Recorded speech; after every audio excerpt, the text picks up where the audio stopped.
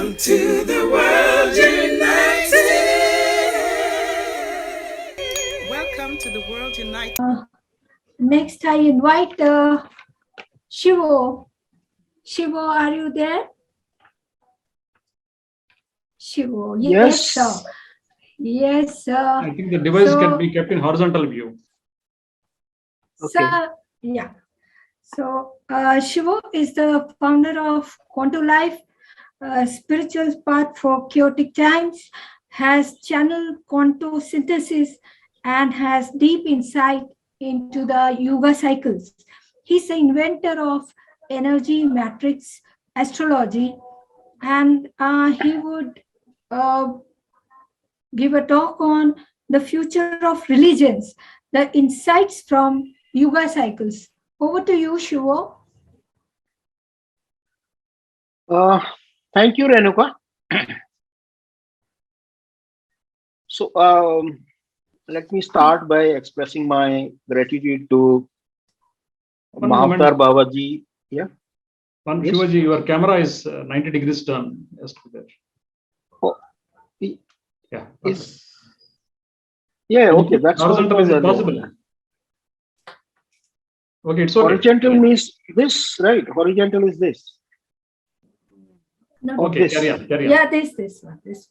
Yeah, okay, fine. Sure, you're looking good. Very nice. Thank you.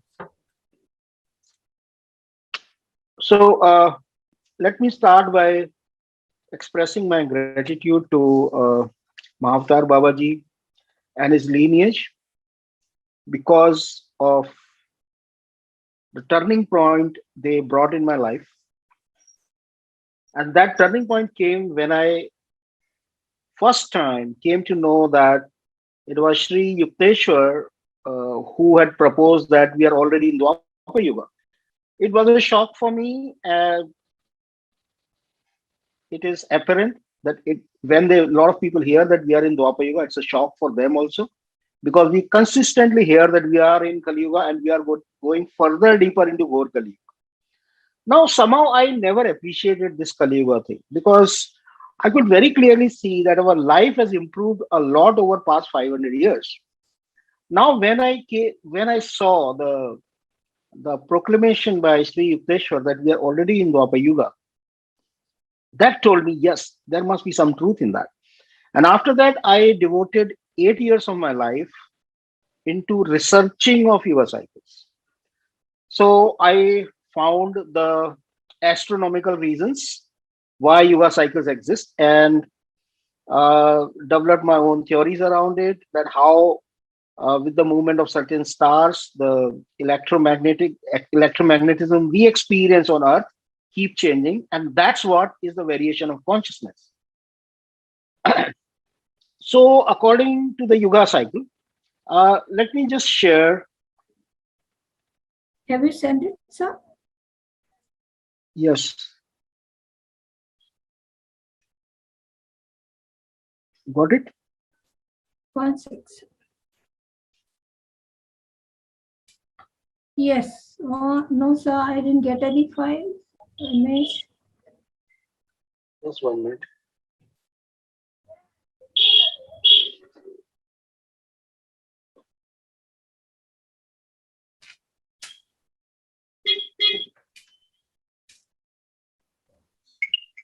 Now you got? Yes, sir, I did. Yeah. So basically, we all know about yugas, that there was a Satyuga, then there was a Treta Yuga, Dwapar Yuga, then Kali Yuga. And now Sri Yukteswar says that we are in Dwapar Yuga. So basically, humanity, everything we know in the history and in the mythology is all about descending of consciousness. There was a time, there was a very high consciousness and it kept reducing. And now we are in the time where consciousness is rising. Now, when you understand this, you get something very, very fundamental about consciousness, about where the humanity is. And if you can understand this, suddenly your whole vision for humanity will open up. It will go to the next level. So, what is the difference between the falling of consciousness, the descending consciousness yuga, and ascending consciousness yuga? So let's say there is a family which saw very high level of status, power, and money, and it kept reducing. And there is another family where everything is rising. What is the difference in the way of operation of those two different families? Obviously, the family which is seeing the falling of the fortunes continuously, the whole issue will be survival. They all will be fighting amongst each other because the pie is not just limited, it is also constantly reducing. There will be a lot of conflicts, and there are limited resources, and everybody is just trying to get maximum share out of it. On the other hand, the family which is experiencing the rising fortune, the emphasis will be on cooperating with each other, and is on through cooperation expand the pie and take a bigger pie. So these are the two times. All the history, all the mythology we know is from descending yuga, where whole of the humanity was actually going through the survival mode, and now we are in the creative mode. Uh, so the basic instinct of the humanity, which used to be survival, now it is turning into creation. Obviously, we haven't yet understood it, so we are not operating from it. To give you the evidence of that, let me take you to the economic progress which happened since we started in ascending yuga 300 years back. Before 1700, starting from 500 BC till 1700, for more than 2000 years, the population of the world was around the same, around 25 million. Now, this population, as soon as this population would rise, there would be paucity of resources, paucity of food, and there will be diseases, and people will begin to die. The population will come down, and then the resources are available, so population will rise again. This was a kind of cycle in which the humanity was stuck into, and so it was good for someone if their neighbor dies, because if the neighbor family dies in an epidemic, the whole of the land they would capture. So these kind of operative principles humanity was working with. Now, what happened after 1700s? There was a huge economic growth, and the living status of people suddenly risen. And today, the population is over 7 billion. How many times more than 25 millions? And yet, we are experiencing prosperity. This is ascending yuga. So, if you see, today I'm going to talk about the future of religions. And the most important point to understand about religions is that they all came during descending yuga cycle. They all were the modes of survival. In descending yuga, the past is always better than present. The earlier you go in time, the better it would be. So, what was the principle? The principle was that whatever was followed in the past, follow the same, because that was more evolved practice. Now, what is the practice? What should be the practice of evolution now? That future is better than past. So that means whatever was the past, even though we should learn from there, but it's not going to work for future. So we got to create new. Now, all the religions are basically based on this fundamental that this was a practice given to you and now you follow it. That is the very reason the religions are actually not working today. Because in religion, we are supposed to follow the past and not create new. To give you the evidence of that, if you look at the superpowers of past 300 years, the superpowers of the world have been who don't have the past. Like Britain was the first big superpower, and it hardly had any past. It was like island of rowdy people who did not, they were just rejected as uncultured people. And it is because they did not have that continuation of culture. That is why uh, the free thinking could come in Britain. While the churches in Portugal and in France and in Spain, they were burning their scientists on the stake because they said that something radical, like which was opposed to Bible, like Bible says the sun goes around the earth, and when it was said reverse, so the church would take notice and it would punish you, it will burn you on the stake.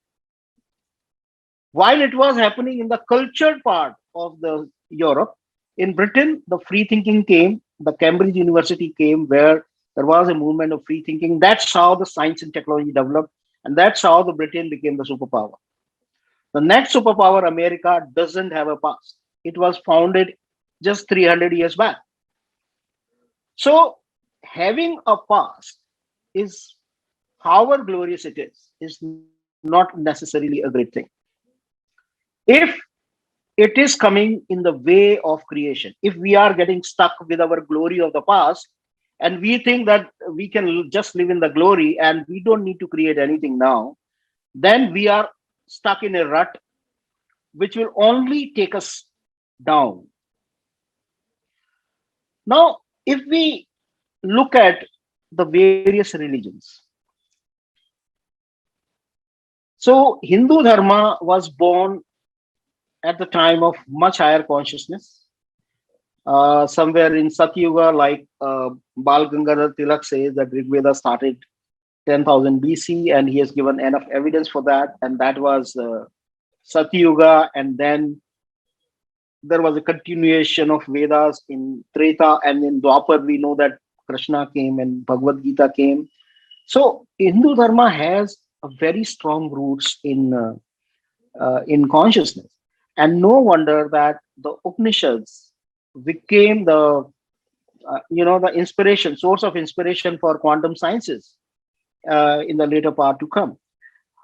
So Hindu Dharma has a very high conscious seeds, yet we have to understand that it was still founded in descending yuga. It still has a concept that past is better than present. Now we can learn a lot of things from Hindu Dharma as long as we are ready to say to ourselves, yes, our past was glorious, but that's not enough. It's not enough to say that we had Pushpak Vimanas, how many of them? Because we are not using that technology of Pushpak Vimanas today. So there is no point in, sticking to that kind of glory unless you are really doing something about it today. So we as a nation, we as a practitioner of Hindu dharmas must start to focus on new creations. Now, coming at other religions, the two biggest religions of today, the Christianity and Islam, also Buddhism, they all were founded in Kali Yuga. And the bottom of the Kali Yuga was exactly the time when Islam was founded. And no wonder today it is Islam which faces the crisis of survival. Christianity also faces this crisis, and if you look at it very closely, you would realize that the nations which practices the traditional Christianity, they are the poorest nation among the Christians, and the nations which are at the top of prosperity and power, they are the ones for whom the science and technology is more important than religion. So they have reached there. Where they have reached is not by following the Christian virtues, but by following the scientific virtues. Now, I have a very, very interesting example to share here. So there was a time I came to know, and that fact stunned me, that Jews who are less than a quarter of global population, they have won 22%, 23% of the Nobel Prize. And this fact that shocked me. And I started to explore that what could be the reason. There were many reasons, genetics and culture and all that, and nothing really satisfied. And then I really went into the study of history of Judaism. So what I realized was that Jews religion was founded somewhere in Dwapar Yuga. They were it was a very cruel religion. For them, you don't love God, you fear God. And God is very happy when you fear him enough. So there were huge bouts of extreme violence, and a lot of people talk about the Islamic violence, but the Jews violence was far more than that. And that's how they got their Israel. But after they got their Israel, the whole, the circle of fortune turned upside down, and they started to lose power. And their karma, which they had done for 1,000 years, came back at them, and they started to get prosecuted. And this prosecution started somewhere in 500 BC, and it continued till very recently, uh, just during World War II. So now, in that uh, continuation of their prosecution, lots of Jews gave up their religion. And especially today, if I was looking at a survey in US, the population which is most atheistic today in US is Jews. There was something like 70% of the Jews are atheists. So what happened there? And if you see, the Nobel Prizes are not won by the Jews living in Israel. They are won by the Jews living in America and Europe. So what's happening here? So they went through this whole prosecution, and they realized that their religion is not working. The worldview which their religion gives is not working. So they started to look for a new worldview. And that's how the theory of relativity came. And that's how the quantum sciences was founded. If you see the three founding fathers of quantum sciences, the Niels Bohr, Schrodinger, and Heisenberg, they all are Jews. So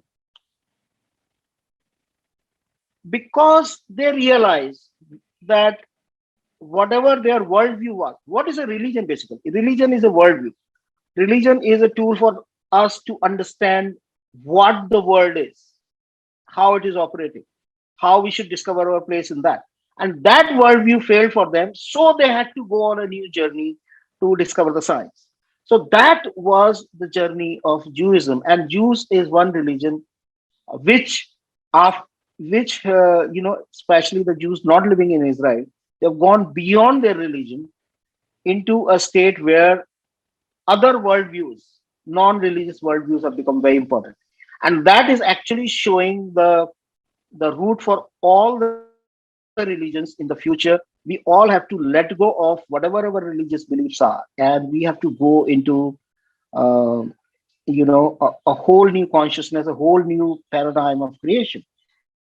And if we can understand Yuga cycle really fascinates me, because if we can understand Yuga cycle, lots of our problems we can resolve. One of the big problems today we face in the world is religious conflict, and especially that conflict is happening a lot with Islam. And if we understand Yuga cycles well, we may also begin to understand that what could be the solution for this kind of a crisis. And there are other kind of conflicts. There are gender conflicts. There are national conflicts and economic conflicts and all. So the big problem is that in Kali Yuga, the consciousness was so low that humanity could not live what was happening. Okay, so they were never present. So when they were not present, all the crisis, etc., whatever happened, where did it go? It went into their subconscious. So we all have a huge subconscious, individual basis as well as collective basis. There's a subconscious of a collective subconscious of a place, of a race, of a nation, of the whole humanity.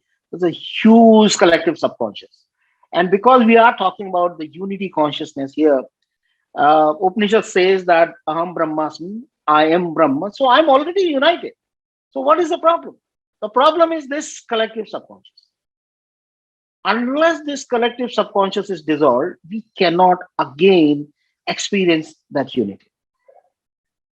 So with this, I complete my talk.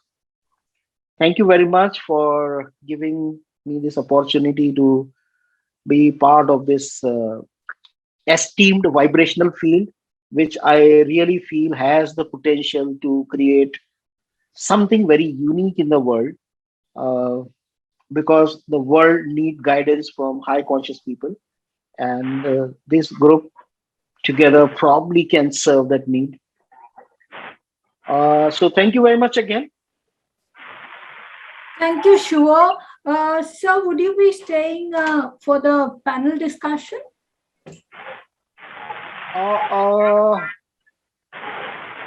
I don't know. I probably have some workshop. I'm not sure. So maybe Dr. Yugandhar can suggest. Dr. Yugandhar? Dr. Yugandhar, sir? Sir?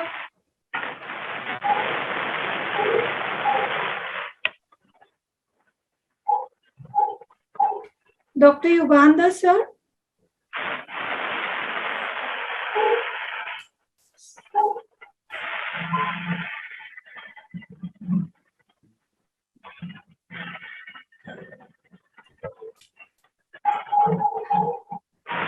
Dr. Sir?